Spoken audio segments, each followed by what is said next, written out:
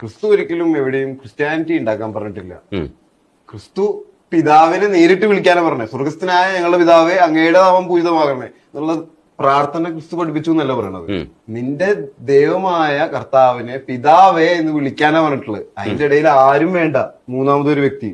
എന്റെ ജനന ദിനത്തിലും മരണ ദിവസത്തിലും ഉയിർത്തെഴുന്നേൽക്കുന്ന നാളിലും എനിക്ക് സമാധാനം. അതാണ് മറിയമിന്റെ മകൻ ഈസ. ജനം തർക്കിച്ചുകൊണ്ടിരിക്കുന്ന കാര്യത്തിലുള്ള സത്യസന്ധമായ വിവരണമാണിത്. പുത്രനെ സ്വീകരിക്കുക എന്നത് അള്ളാഹുവിന് ചേർന്നതല്ല. അവൻ എത്ര പരിശുദ്ധൻ! അവനൊരു കാര്യം തീരുമാനിച്ചാൽ അതിനോട് ഉണ്ടാവുക എന്ന വചനമേ വേണ്ടൂ.